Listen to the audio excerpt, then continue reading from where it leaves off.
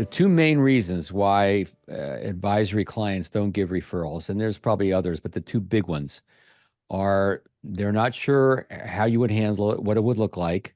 So it's an unknown. So it could be a perceived risk. Now, that's not true for all clients, but a lot of them do feel that way. And the other is the confidentiality.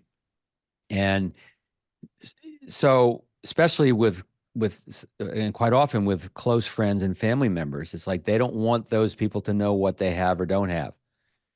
And so in the Yeah. book, one of the ways I talk about how to promote the possibility of introductions, it'll go like this. So since the book is Language of Referrals, let me give you some language.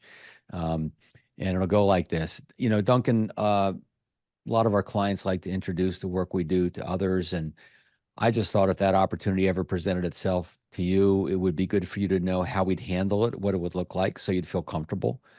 First of all, the work we do is completely confidential. They will never learn about your financial situation from me, and vice versa. Even with family and close friends, we can't cross that line.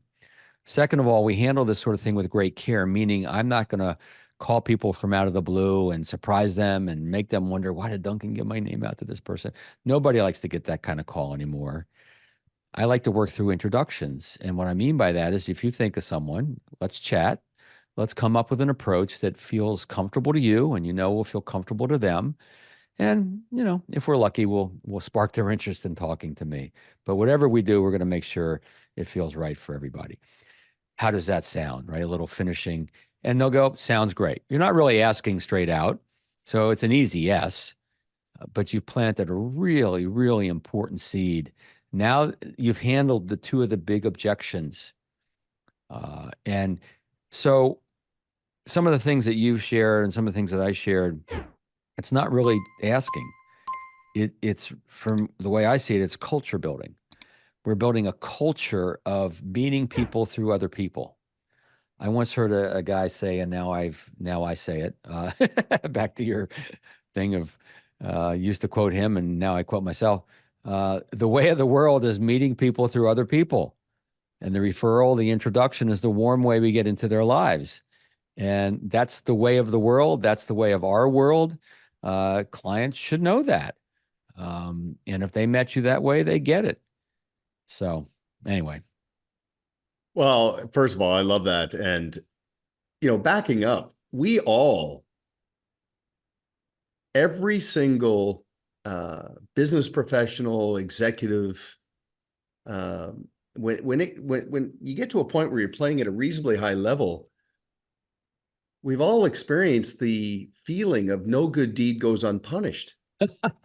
Like, look, it's easy for me to refer my friend to a financial advisor, but it's just easier not to. It's just easier not to get involved. If you haven't demystified how this is going to reflect on me, what my friend's going to go through, if there's any uncertainty, it's back to your point about unspoken objections. I might not tell you why I'm not referring someone to you, but it exists. It's a block.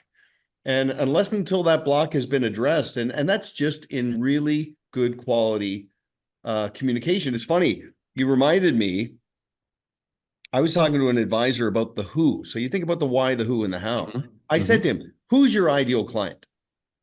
And he said to me, well, I'm looking for high net worth clients. I said, let me stop you right there. Nobody cares who you're looking for. Who are you suited for? Where's the fit? His knee-jerk reaction to that was, well, $5 million.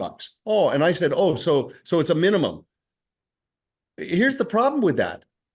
I have no idea how much money my friends have. So you can't talk to me about who your ideal client is using that term. And it's funny, many advisors will say to me, they've had prospective clients ask them, what's your minimum? The best response to that is to say, it's a really good question. I need you to know up front, that's not how we think around here. There are some advisors who are frankly brokers. They're trying to make a deal, make a sale, that have minimums. That's not us. For us, we think in terms of who we're best suited for, who's the best fit. And for us, it's primarily socioeconomic and demographic. These are successful first-generation business owners in the prime of their lives. They're maybe 5 to 10 years out from an exit. and they've got family dynamics. They've got all sorts of complex needs. That's who we're best suited for. We don't think in terms of the minimums. Now, clearly, a lot of our clients are either approaching or have achieved financial independence.